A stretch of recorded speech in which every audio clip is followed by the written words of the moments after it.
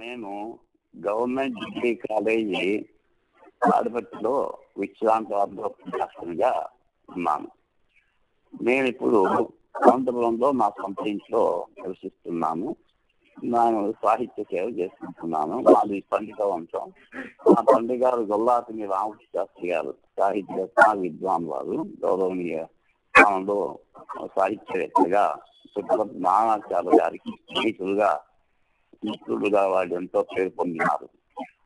ఆ విధంగా మాకు డాక్టర్ పద్మశ్రీ పుట్టపర్తి మహానాచార్య గారు మాకు పరిచయం అయినారు. వారిని గురించి ఏదో నాకు తోచిన నాకు జ్ఞాపకం ఉన్న విషయాలని మాట్లాడుకుందామని ఈ సమయంలో నేను వినియోగించుకుంటున్నాను. నా చిన్నతనంలో తాడిపత్రిలో కళా సమితి అనే సంస్థ వారు గొప్ప గొప్ప కవి పండితుల్ని సన్మానించేవారు. వాళ్ళంతా మా మాతామహుల ఇంట్లోనే బస చేసేవారు. మా నాన్నగారు గొల్లాపిని రామకృష్ణ శాస్త్రి ఆ సంస్థ కార్యదర్శిగా అనేక సభలు జరిపేవారు. గడియారం శాస్త్రి గారికి, బళ్ళారి రాఘవ గారికి, పుట్టపర్తి నాన్నచార్య గారికి, శ్రీ సుబ్బన్న గారికి 1950 దశకంలో తాడిపత్రిలో ధన సన్మానాలు, గౌరవ సన్మానాలు జరిపించారు అని మా నాన్నగారు చెప్పేవారు. ఆ తర్వాత అనంతపురంలో ఉద్యోగరీత్యా మా తండ్రి గారు ఉన్నప్పుడు శ్రీ పుట్టపర్తి వారు తమ సభలకు వచ్చినప్పుడల్లా మా ఇంటికి తరచుగా వచ్చేవారు. అప్పుడే ప్రత్యక్షంగా వారిని దర్శించడం జరిగింది. ఇంటికి వచ్చినప్పుడల్లా మా ఇంట్లోని అందరం ఒక్కసారైనా స్వామి మీరు శివతాండవం చాలా బాగా పాడతారని విన్నాం, దర్శించండి అని కోరినప్పుడల్లా ఈ పిల్లలు ఏంటి అడుగుతారులే అని ఏమాత్రం భేషం లేకుండా మా ఉత్సాహాన్ని చూసి వారు కూడా ఉత్సాహపడుతూ శివతాండవాన్ని గానం చేసేవారు. అందులో ఆ గేయంలో మాకేం అర్థమైపోయినా వారు పాడే తీరి అబ్బా అనిపించేది.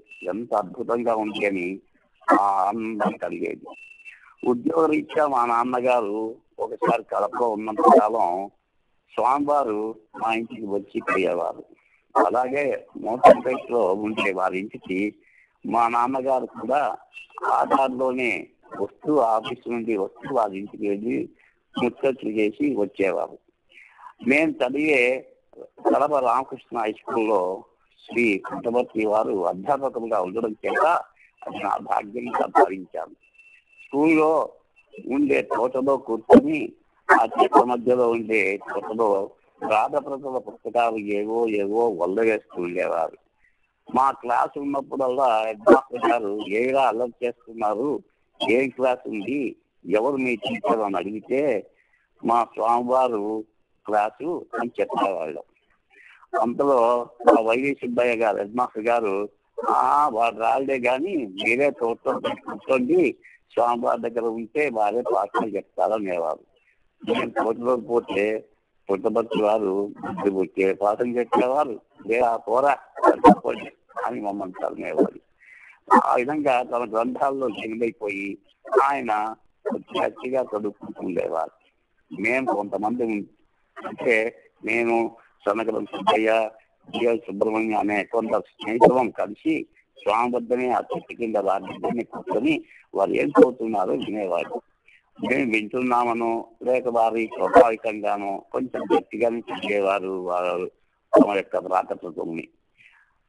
ఒక్కోసారి వారు పాఠాలు చెప్తూ ఉంటే మాకు సమయం కూడా దాచిపోయినా భోజనానికి పోకుండా కూర్చునేవాళ్ళం. శ్రీవారు తాను పరవశించి పాఠాలు చెప్పేవారు. ఒకసారి శ్రీనాథుని పద్యాలు వినిపిస్తూ వ్యాఖ్యానిస్తూ చెబుతుంటే మా స్నేహితుడు సుబ్బయ్య ఏం స్వామి ఎంత గొప్పగా చెప్పాడు శ్రీనాథుడు అంటూ ఆనందంతో పలికాడు. ఇవేంటిరా వారి సర్టిఫికేట్ ఇచ్చేది అని శ్రీనాథుని చెప్పి మళ్ళీ ఆయన శ్రీనాథుడి గురించి ఎంతో గొప్పగా చెప్పేవారు. శ్రీ పుట్టపర్తి వారు తులసి రామాయణం, భాగవతం, సంస్కృతాంతాల్లో ఉండే వ్రాతప్రతుల్ని తెచ్చుకొని వ్రాతప్రతుల్ని చదువుకుంటుంటే మేమందరం స్వామి ఖర్చులో ఉన్నాయి కదా అది చదవకుండా వ్రాతప్రతులే ఎందుకు చదువుతారు అని అడిగితే అదే రాసుకుంటేనే నాకు కంఠస్థం చేయడం రా అని నా భార్య అనగా అమ్మగారు కనకమ్మ గారు రాయించి ఇస్తేనే తీసుకొని వచ్చి వండుకుంటాను అని చెప్పేవారు. ఈ విధంగా సాహిత్య పద్యము పాఠాలు చెప్పడం ఈ పద్ధతుల్లో స్వామివారు మాకు తమ క్లాసులు జరిపేవారు. సాహిత్య పరిచయం నాకు ఆ విధంగా స్వామివారి కలిగించారని నేను అనుకుంటూ ఉంటాను. ఓసారి కడపలో భుజంగరావు వీధిలో రామకృష్ణ సమాజం వెనక వైపు మా ఇంట్లోనికి శ్రీవారు ఆ వీధిలో వెళ్తూ, ఏరా మీ నాన్న ఉన్నారేంట్రా అని అడిగారు. స్వామి ఉన్నారన్నాను.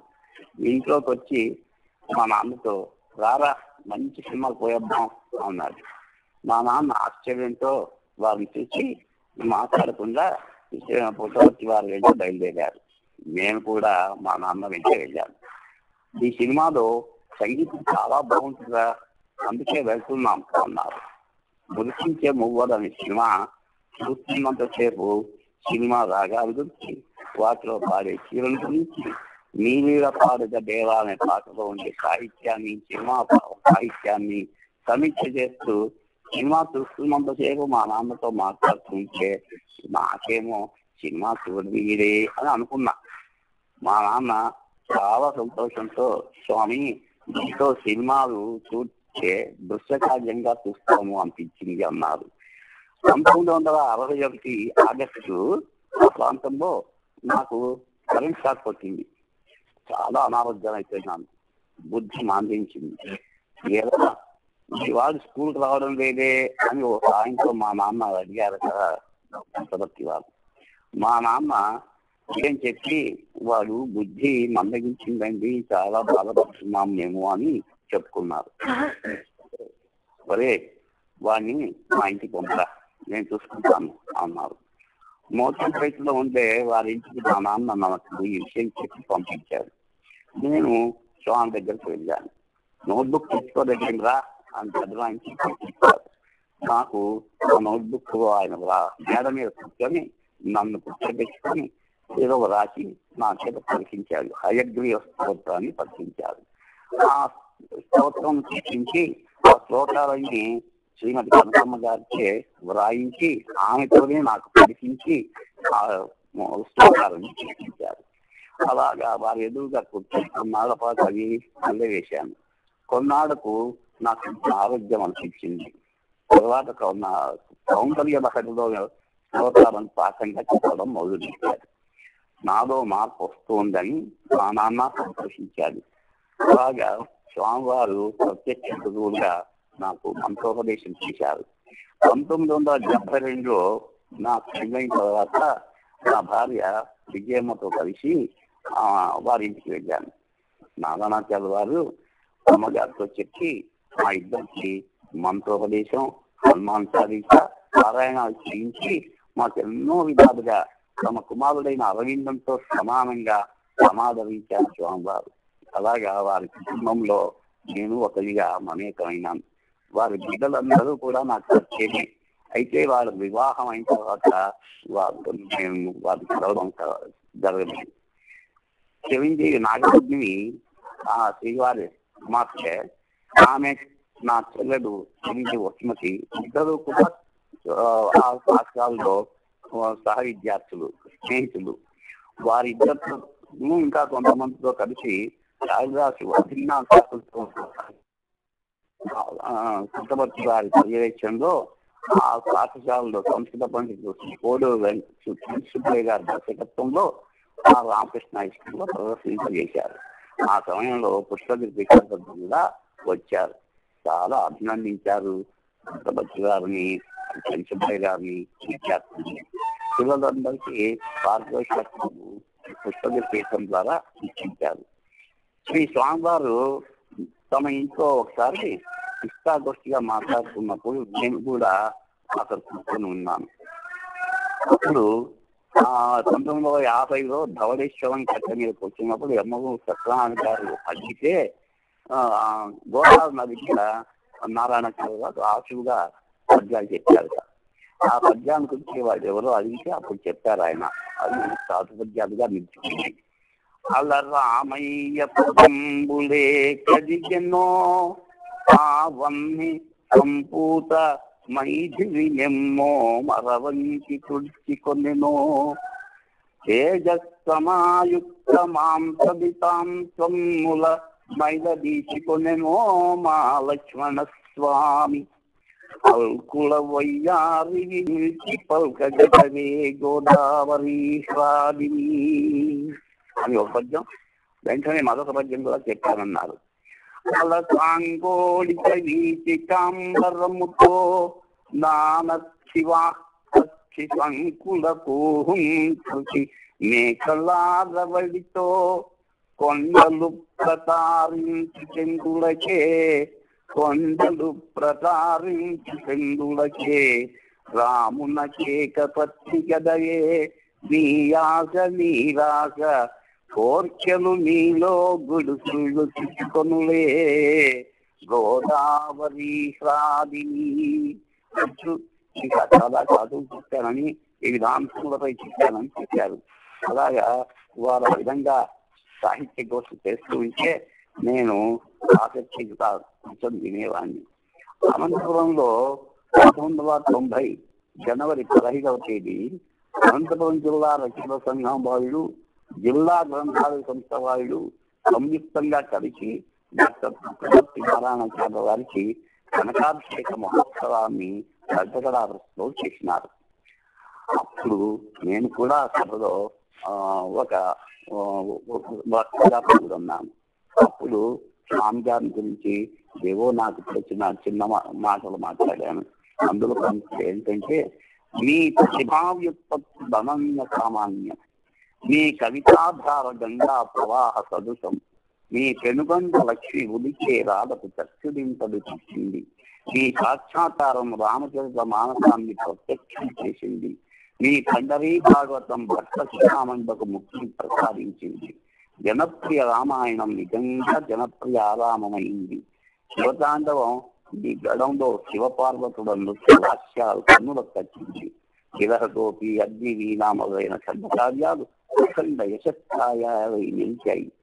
ఓ మహనీయ భావ విభవోజ్వల కావ్య జగద్విధాత, ఓ మహనీయ భావ విభవోజ్వల కావ్య జగద్విధాత, దివ్యామృత రాగ రంజిత రసాంకిత భావముతో వచించుమి తన ఈ ప్రభుత్వము కవీశువకిచ్చెడు జ్ఞానపీచి రాముగ పుత్రపత్తి గురురాత్మనగూర్చిన సత్రవంబగు కవీశువకిచ్చెడు జ్ఞానపీచి రాముగ పుత్రపత్తి గురురాత్మనగూర్చిన సత్ఫలంబగు. అలాగే ఏవో నాకు చెప్పడం జరిగింది. జనప్రియ రామాయణం గురించి నేను పరిశోధన చేయాలనుకున్నానని స్వామివారి దగ్గరికి వెళ్ళి చెప్పగా ఆయన నన్ను ఆశీర్వదించాడు. ఒరే, జనప్రియం నాకు చాలా ఇష్టమైందిరా, దానికి అనేక బహుమతులు రావాల్సింది, కానీ కొన్ని వచ్చాయి, దీన్ని నువ్వు ఏ విధంగానైనా చాలా చక్కగా రాసి ప్రసిద్ధిగా అన్నారు. జనప్రియానికి నీకు ప్రేమ ఏంటని ఒకసారి అడిగా. అడిగితే ఒరే, మా అమ్మ గారు పాడుకునే పండు పాటలు పాడుకున్నాంరా, అది విన్నప్పుడల్లా, అది నేను పాడుకున్నప్పుడల్లా ఆ పద్ధతిలో ఆ శైలిలో చక్కదౌతో రాయాలి నేను కూడా అన్నారు. ఏంటా స్వామి పండు పాట అంటే, మాండవ్య మహాముని ఆశ్రమంబునను పాండవుడైదు గురువశీంగా కౌఢిని గనొక 6 యోజనమున పడమిన ఒక మామిడి పండుగను గాంధీవంబున అర్జునుడేశను గడగడ వణుకుతూ ధర్మరాజుడప్పుడు పాండవకులనే మునుకే చెడన భయమున తన ఆత్మని తలచన్ అంటూ స్వామివారు ఏదో పాట పరమ పాడిందంటూ పాడారు. అది పాడి ఆ విధంగా నాకు ఆ పాట ప్రయంతో మా జనులందరికీ రామచరిత మానస్ ఏ విధంగా తుళిదాసు రాశాలో పాడుకోవడానికి అనువుగా నేను కూడా రాయాలని రాశానన్నారు. అయితే జనప్రియ రామాయణ కవి వృత్తాల్లో రాశానని, ఇది కన్నడ భాషలో ఎక్కువగా ఉంది, ప్రచారం ఆంధ్రప్రదేశ్ లో లేదు, దీన్ని నేను తీసుకున్నానని చెప్పారు.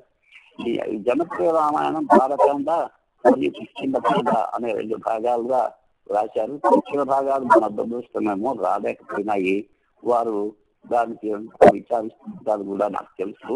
వారు అన్నారు, నేను ఇది ఒక్కొక్క పద్ధతిలో రాశాను 2 రామాయణాలు, అది ముత్యాల కులాలు స్థాయిలో కిష్కింధకాండ రాశాను, ఇది చెప్పని పద్ధతిలో రాసినని చెప్పారు.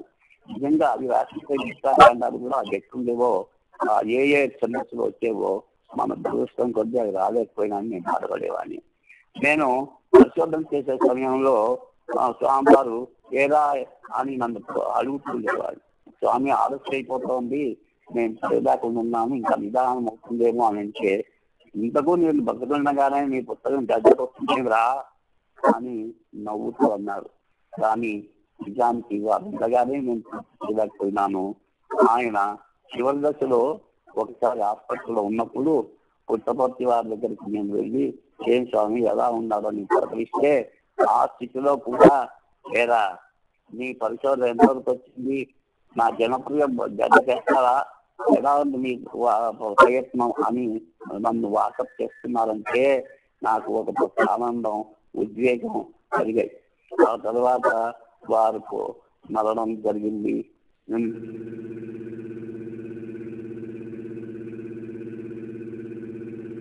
అనేటువంటి నాకు అయింది. రాయలసీమలో ఒకసారి రామకృష్ణ గ్రంథాలయంలో కడపలో వారు ఒక పుస్తకావిష్కరణకు వచ్చారు. నేను ఆ సభలో పాల్గొన్నాను. అప్పుడు ఇంటర్మీడియట్ వాల్యుయేషన్ రాష్ట్రంలో కొన్ని భాగాలుగా తీసి కడపలో తీసుకెళ్ళినటువంటి వారు ఒక భాగంగా. ఇక్కడ ఎంతమందో ప్రాంతం వాళ్ళు, తెలంగాణ ప్రాంతం వాళ్ళు, మన వాళ్ళంతా కలిసి వచ్చేవాళ్ళు. వాళ్ళు ఈ రామకృష్ణ సమాజంలో ఏదో ఒక సభ జరుపుకునేవాళ్ళు. ఆ రోజు విజయవాడ, కృష్ణాజివాడ ఎవరో కొంతమంది పుస్తకాలు 2-3 ఆవిష్కరిస్తున్నారు. ఆ సభకి నారాయణాచార్య వారు అధ్యక్షుడిగా వచ్చారు.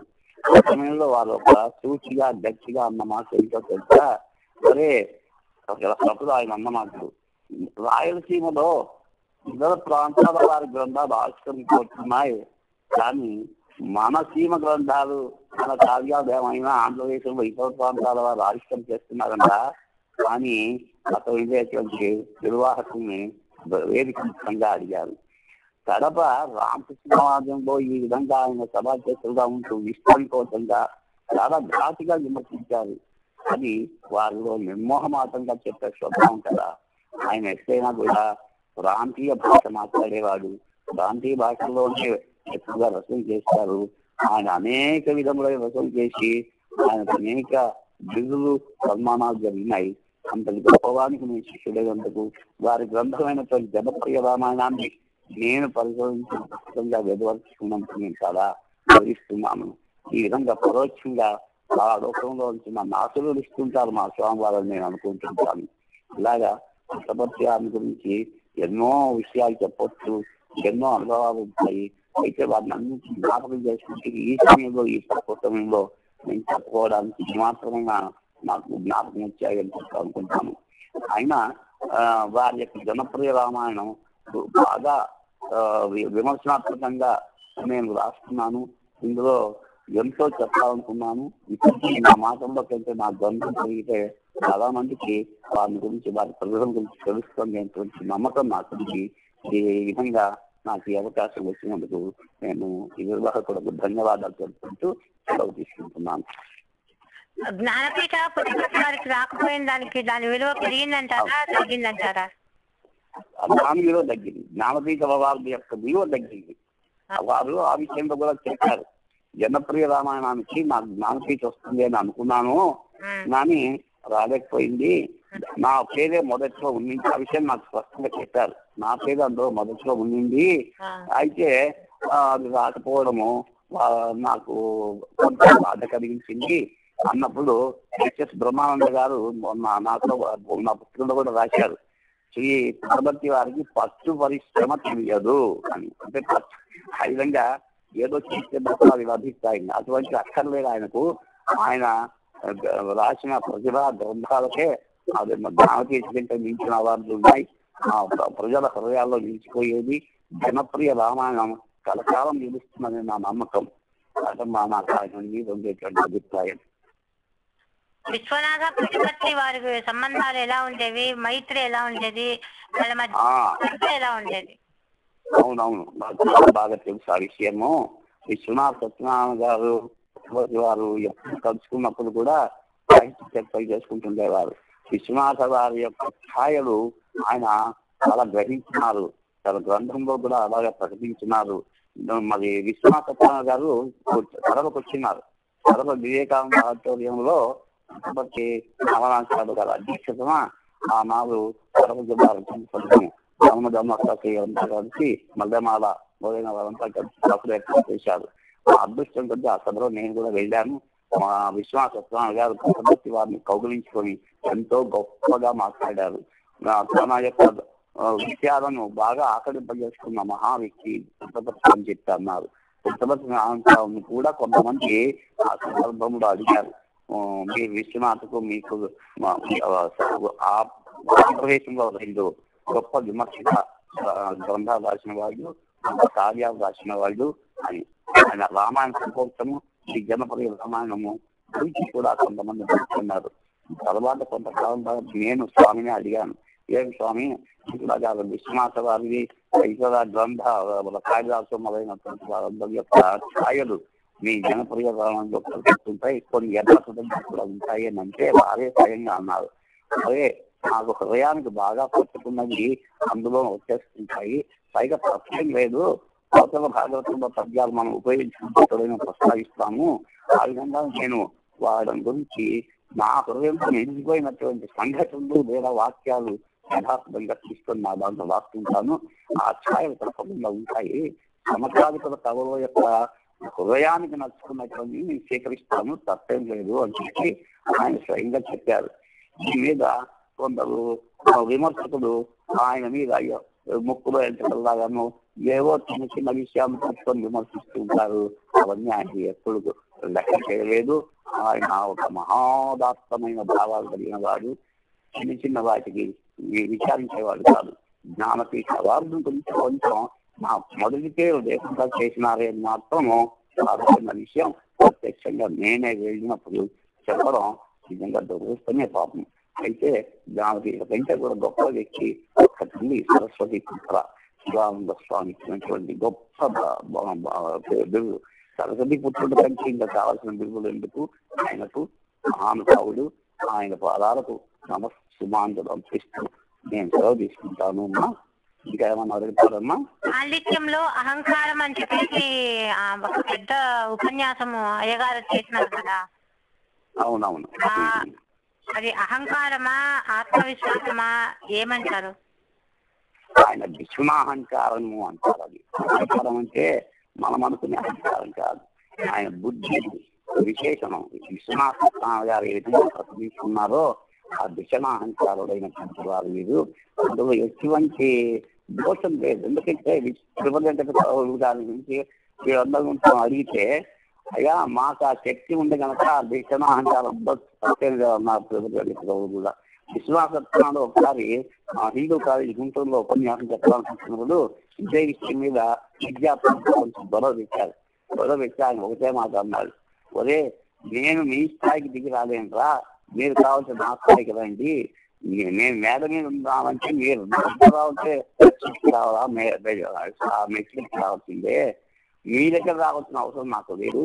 కనుక అహంకారం ఉంది అంటే మీరు అనుకున్న అహంకారం కాదు. నేను నా దగ్గర ఉండే అహంకారము బుద్ధి యొక్క సంబంధమైన, జ్ఞానం యొక్క సంబంధమైన అహంకారం. నన్ను ఎవరు కూడా ఓడించలేరు. శివదేంద్రుడు కూడా అన్నారు కదా, మమ్మల్ని ఓడించగలిగిన వాడు ఎవరైనా మా యొక్క ఉంచుతామన్నారు. కొంతమంది వారు కూడా ఒక విధంగా అంతటి గొప్ప విషమాహంకారుడు కనుక ఈ అహంకారం అనేది వీళ్ళు అనుకునే అహంకారం కాదు. ఒకవేళ ఏదైనా వాళ్ళ మనసులకు తోచింటే అది వాళ్ళ యొక్క అభిప్రాయంలో కలిగిన భావనే తప్ప నిజానికి వారి పాండిత్య కవులకు ఏది పదమ్మా అంటారు. ఒక మహనీయుడు. ఆధ్యాత్మిక పరంగా పుట్టపర్తి వారి గురించి మీరేమైనా చెప్తారా? ఎందుకు పాద్యములో ఆయన గురువుని గురించి రాసిన మాటల్లో ప్రతి పద్యంలోనూ ఆయన ఆధ్యాత్మిక చింతన ఉంది. ఎందుకు రామాయణంలో జనపరి రామాయణంలో కూడా ఆయన వైష్ణవ భక్తి ప్రియతమైన విషయాలు రాశాడు. దీని గురించి నేను చాలా విషయాలు పక్కన ఇక్కడ ఉంటున్నాయి, నా రాసుకున్నాను. శివతాంతంలో అద్వైత సిద్ధాంతం, జనప్రియ రామంలో విశిష్టాద్వైత సిద్ధాంతాన్ని ఆయన మనసు కల్పించుకున్నాడు. అంతేని ఒకవైపు వైష్ణవం, ఒకవైపు శైవం ఉన్నా కూడా ఆయన హృదయంలో నిత్య అద్వైతే అని చెప్పి నేను రాస్తున్నాను. ఆయన నిత్యాద్వైతిగా ఆధ్యాత్మికం చేసేవాడు. భగవంతుని యొక్క స్వరూపాన్ని ప్రత్యక్షం చేసుకుంటున్న తప్ప వాడు అది కాదేదమ్మా. ఆయన తపస్వి, ఒక మహనీయుడు. ఆయన ఆధ్యాత్మిక జీవితం చేసినటువంటి వారి గ్రంథాలు చూస్తే కనుక తెలుస్తుంది. కావ్యంలో గురువుతో చెప్పినప్పుడు అద్వైతను ఆయన భావిస్తారు. అలాగే ఆయన కావ్యాల్లో చాలా విషయాలు మనం గమనించవచ్చు. ఆయన మానవతావాది కూడా అని చెప్పడానికి ఆయన రాసినటువంటి మేఘదూతం ఉన్నది. ఆయన మరి దేశభక్తి గలవాడు అన్నదానికి సిపాయికి కూరి ఆయన ఒక గొప్ప ఆరాధకుడు అనుకున్నప్పుడు షాద్యాన్ని గ్రంథం, ఇలాగ ఎన్నో ఆయన రాసిన ప్రతి గ్రంథంలోనూ ఒక మహనీయత కనబడుతుంది. అటువంటి గొప్ప విషయాలు ఎన్నో నా గ్రంథంలో కూడా నేను ప్రస్తావించున్నాను. శ్రీనివాస ప్రబంధంలో వెంకటేశ్వర స్వామి యొక్క మహాత్మ్యంలో వర్ణించేటువంటి కథలు 2 భాగాలుగా రాశారు ఆయన. అందులో ఆ కథల్లో ఉండే ఆయన భక్తి తాత్పర్యాలన్నీ ఆ భక్తుల ద్వారా ప్రకటించినాడని శ్రీనివాస ప్రబంధము చెప్పాను. మీరు నా పుట్టభక్తి జనప్రియమైనటువంటి పుస్తకంలో ప్రతి అంశాన్ని చదివినాను. సాధ్యమైనంత వరకు ఏదైనా చదవకపోయి ఉంటే అది నా అజ్ఞానం తప్ప మరేం కాదమ్మా. అంత గొప్ప వ్యక్తి స్వామి, అది నా అభిప్రాయం. అష్టాక్షరి కోటి అష్టాక్షరి చేశారండి. అవునమ్మా, అవునమ్మా. 700 కీర్తనలు రాసిన అష్టాక్షరి ముద్రతో. అటువంటి 700 పైన రాసింటారు. నాకు నాగబాబు గారు ఆ కీర్తనలన్నీ పంపించారు. కొన్ని నేను రేడియోలో విన్నాను, స్వయంగా వారి పార్టీ కూడా విన్నాను. పాటలన్నీ కూడా పుత్తూరు లక్ష్మణాచార్యులని ఒక సంస్కృత పండితులు ఉండేవాళ్ళు మనకు తారీఖులో. తర్వాత పుట్టిన శేషమ్మ గారు, పుత్తూరు శ్రీనివాస్ గారు, వీరందరూ కూడా ఆయన పాటల్ని ఎంతో బాగా విశ్లేషణాత్మకంగా మాట్లాడుకునే వాళ్ళు. నా బాగా దీంట్లో కూడా విన్నాను. ఇక్కడ కొంత గోష్ఠి జరుగుతుంది. పుట్టుమతి వారి ఇంటికి వచ్చినప్పుడు పుట్టుమతి వారు వారితో పాటలు పాడించుకున్నవారు, వారితో చర్చలు కూడా చేసుకున్నారు. నేను ఆ సమయంలో వారితో వింటుండే వాడిని. హస్తాక్షరి ముద్దవాడిని కూడా చాలా మమగ్నంగా రాశారు. అంటే ఆయన ఒక మాట అన్నారు అప్పుడు పుట్టమతి వారు, ఒరే నేను దాన్ని ఏదో శాస్త్రీయ సంగీత పరంగా రాసుకున్నాను, రేడియో వాళ్ళు లలిత సంగీతం చేసినారా అని అంటుండేవారు. నిజమే, ఆ విధంగా వారు శాస్త్రీయ పద్ధతిలో రాసిన కృతులన్నీ సంగీత పరంగా లలిత గేయాలుగా ప్రకటించినారని చెప్పి అక్కడ ఉండే వాళ్ళంతా ఆమోదించినారు. ఆ విధంగా కూడా చాలా బాగా రాసినారమ్మా ఆయన స్వామివారు. రాయలసీమ కవులలో పుట్టపర్తి వారి స్థానం ఏమంటారు? వారే ప్రధానుడు. ఇక మనకు రాయలసీమలో ఇద్దరు గొప్ప కవులు, వారికి భేదాలు లేవు.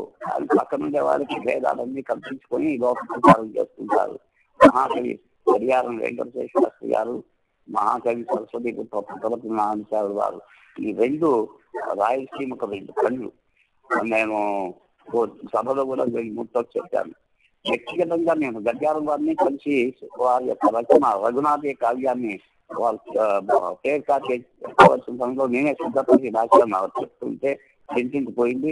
ఆ పుస్తకం మా ప్రధాన గారు గౌరవ రామచంద్ర శాస్త్రి గారు కూడా అంకితం తీసుకున్నారు అనుకోండి. అయితే గడియారం వారితో పుట్టినప్పుడు నేను సిద్ధపడి వారిని ప్రశంసించినప్పుడు ఆయన చాలా గొప్పవారు తపస్సురావాడు అనేవాడు ఆయన.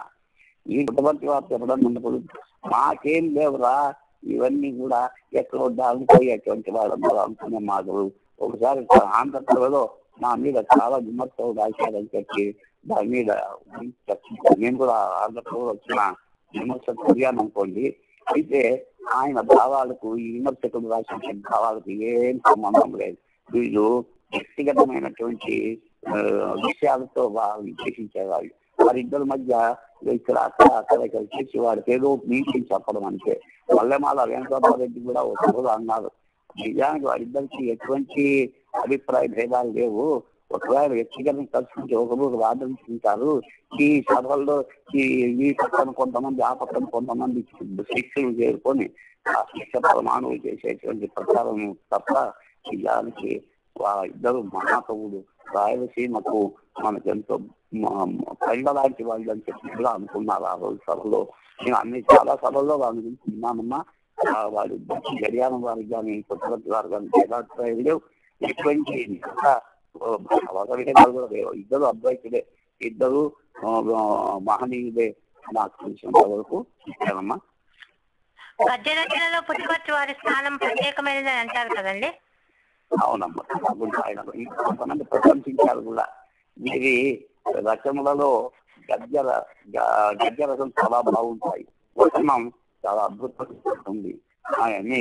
మీ ఇతర పక్షుల కంటే వచనాన్ని మేము బాగా ఆకర్షిస్తామని అంటుంటారు. రాజపల్లి వారి దగ్గర వారు బాంధవ్యమే కాకుండా శిక్షకం కూడా ఉందని చెప్పి ఉంటారు నా అనచలు వారు. రాజపల్లి అంబేద్కర్ గారు నాకు ఎంతో అప్పుడు నాకు ఈ వచన రచనలో ఆయన వల్ల నేను రాస్తాను అనుకుంటున్నాను అని చెప్పి అంటారు. రాజపల్లి వారిని ఇతర విమర్శకుల్ని వచన పద్ధతిలో రాసేటప్పుడు ప్రపంచవంతున్నటువంటి వారమ్మా. నిజంగా కూడా గద్యం చాలా బాగా రాస్తారమ్మా ఆయన. శివతాండవంలో సంగీత సాహిత్య నాట్యాలు 30 ఏళ్లుగా ఉన్నత స్థాయిలో ప్రదర్శింపబడినాయి కదా. ఆయన నాట్య పరిజ్ఞానాన్ని గురించి మీరు ఏమైనా చెబుతారా? నేను శివతాండవం గురించి చెప్పాలంటే నేను నా పుస్తకంలో బాగా విశిష్టంగా రాశాను. అది మరి అంత అవన్నీ చూసి చెప్పాలంటే ఆలోచన అయిపోతుంది. కానీ మొత్తం మీద వారు అద్వైతాన్ని ప్రబోధిస్తూ శివపార్వతుల్ని తన హృదయంలో నెలకొల్పుకొని తానే ప్రార్థన చేసినట్టుగా చేశాడు. ఆయన అనేక మార్లు శివతాండవం ప్రదర్శించబడింది. చాలా చోట్ల ఆయన స్వయంగా ప్రార్థన కాకుండా దాన్ని రూపకాలు కూడా రేడియో వాళ్ళు ప్రదర్శిస్తున్నారు. కార్తీకి ఆయన అది చాలా అనంతరం, చాలా గొప్పది. అది అద్వైత సిద్ధాంతాన్ని బాగా ప్రతిపాదించాలి. ఆ శివతాండవమే ఆయనకు నిజంగా అతికి తీసుకొచ్చినటువంటి గొప్ప కావ్యము. దాంతో శివతాండవం అంటే పుట్టపర్తి వారే అని అయిపోయి ఆ ప్రసిద్ధి వచ్చిందమ్మా ఆయనకు. అవన్నీ నేను ప్రతి గ్రంథాన్ని గురించి బాగా చక్కగా నాకు అర్థమైంది. నేను రాయగలిగిన రాసినటువంటి పుస్తకం ఉన్నది. అది విషయం.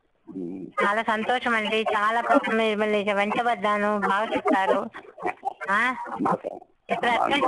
మీరు బయటికి ఇక్కడ వేరే వివాహ విషయంలో వెళ్తున్నాము. అది మాకేవో కార్యక్రమాలు వస్తుంటే పోతుంటాము. అవునవునులేండి. ఇప్పుడు అన్న మీరు ఎవరన్నా ఇప్పుడు అయ్యో రచనల గురించి రీసెర్చ్ చేసిన వాళ్ళు ఎవరన్నా ఉంటే వాళ్ళ నెంబర్ నాకు ఇవ్వండి, లేకుంటే నా నెంబర్ వాళ్ళకి ఇవ్వండి. ఈ పుస్తకాలన్నీ గ్యాదర్ చేయాలని, ఇంటర్నెట్ లో చేయాలని, అయ్యో గురించి రీసెర్చ్ చేసిన వాళ్ళు చెప్పగలిగే వాళ్ళు కూడా కావాలి. అది అందుకని మీకు అక్కడే ఉంటారు కాబట్టి కవులు వాళ్ళంతా మీకు పరిచయం అవుతూనే ఉంటారు, మీకు రోజు వస్తూనే ఉంటారు కదా. అవునమ్మా, ఇప్పుడు నేను చెప్పిన విషయాలు బాగానే వచ్చినాయి. చాలా బాగా వచ్చినాయి, చాలా బాగా వచ్చినాయి అంతా. సంతోషం అమ్మా. సరే అన్న, ఉంటాను. ఇప్పుడు మీరు నాది వెబ్సైట్ ఉంది కదా, పుట్టపర్తి సాహితీ సుధా అని. మీరు ఇంటర్నెట్ కంప్యూటర్ ఉంది కదా మీ ఇంట్లో? చూస్తాం బయట అక్కడ. పుట్టపర్తి సాహితీ సుధా blogspot.com రాసుకోండి. స్పెల్లింగ్ కరెక్ట్ గా కొడితేనే వస్తుంది.